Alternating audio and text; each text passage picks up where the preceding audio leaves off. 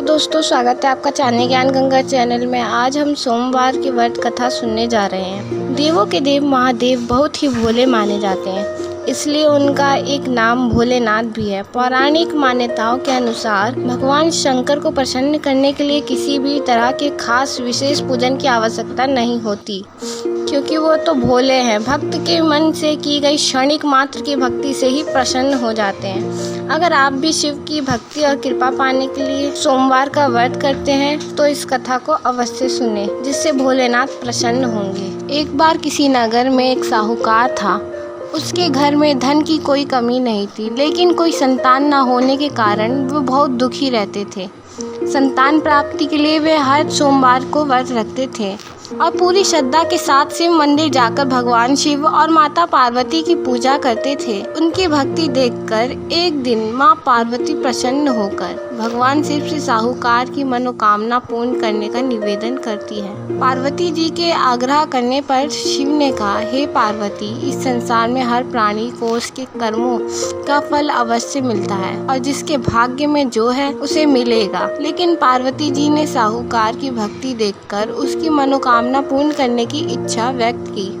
माता पार्वती के आग्रह पर शिवजी ने साहूकार को पुत्र प्राप्ति का वरदान तो दे दिया, लेकिन उन्होंने बताया कि ये बालक 12 वर्ष तक ही जीवित रहेगा। माता पार्वती और भगवान शिव की बातचीत को साहूकार सुन रहा था, इसलिए उसे ना तो बात की खुशी हुई और ना ही दुख। वे पहले की ही भांति शिवजी जी का पूजन करता रहा। कुछ समय के बाद साहूकार की पत्नी ने एक पुत्र को जन्म दिया। जब वह बालक 11 वर्ष का हुआ तो उसे पढ़ने के लिए काशी भेज दिया गया। साहूकार ने पुत्र के मामा को बुलाकर उसे बहुत सारा धन देते हुए कहा कि तुम इस बालक को काशी विद्या प्राप्ति के लिए ले जाओ। तुम लोग रास्ते में यज्ञ कराते जाना और ब्राह्मणों को भोजन दक्षिणा कराते हुए जाना। दोनों मामा भांजे इसी तरह यज्ञ कराते और ब्राह्मणों को दान दक्षिणा देते काशी नगरी निकल पड़े। इस दौरान रात में एक नगर पड़ा, जहां नगर के राजा की कन्या का विवाह था, लेकिन जिस राजकुमार से उसका विवाह होने वाला था वे एक आंख से काना था। राजकुमार के पिता ने अपने पुत्र के काना होने की बात छुपाने के लिए सोचा, क्यों ना उसने साहूकार के पुत्र को दूल्हा बनाकर राजकुमारी से विवाह करा दूं। विवाह के बाद इसको धन देकर विदा कर दूंगा और राजकुमारी को अपने नगर ले जाऊंगा। लड़के को दूल्हे के वस्त्र पहनाकर राजकुमारी से विवाह करा दिया गया।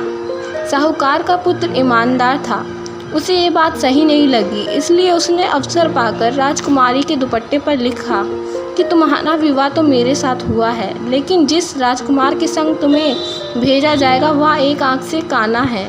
मैं तो काशी पढ़ने जा रहा हूँ। जब राजकुमारी ने चुन्नी पर लिखी बातें पढ़ी तो उसने अपने माता पिता को ये बात बताई। राजकुमारी ने अपनी पुत्री को विदा नहीं किया, फिर बारात वापस चली गई। दूसरी ओर साहूकार का लड़का और उसका मामा काशी पहुँचे और वहाँ जाकर उन्होंने यज्ञ किया। जिस दिन लड़का 12 साल का हुआ उस दिन भी यज्ञ का आयोजन था। लड़के ने अपने मामा से कहा कि मेरी तबीयत ठीक नहीं है। मामा ने कहा कि तुम अंदर जाकर आराम कर लो। शिवजी के वरदान अनुसार कुछ ही देर में उस बालक के प्राण निकल गए। मृत भांजे को देखकर उसके मामा ने विलाप करना शुरू किया। संयोगवश उसी समय शिवजी और माता पार्वती उधर से जा रहे थे।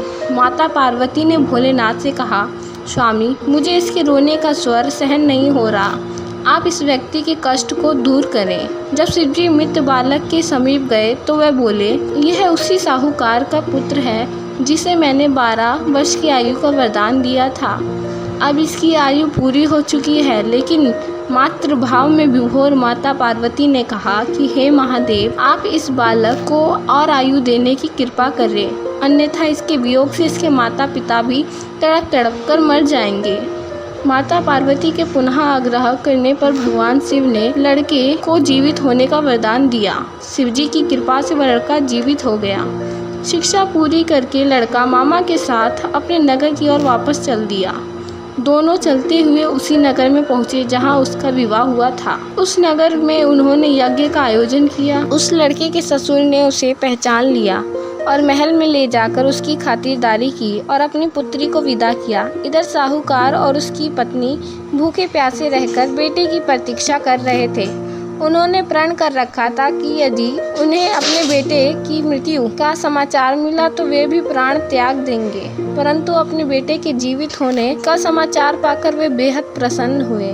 उसी रात भगवान शिव ने साहूकार के स्वप्न में आकर कहा, हे श्रेष्ठी, मैंने तेरे सोमवार व्रत करने और व्रत कथा सुनने से प्रसन्न होकर तेरे पुत्र को लंबी आयु का वरदान दिया। इसी प्रकार जो कोई सोमवार व्रत करता है या कथा सुनता है और पढ़ता है, उसके सभी दुख दूर होते हैं और सभी मनोकामनाएं पूर्ण होती हैं। हर हर महादेव। अगर दोस्तों आपको ये कथा पसंद आई हो तो हमारे चैनल को सब्सक्राइब करें और वीडियो को लाइक अवश्य करें।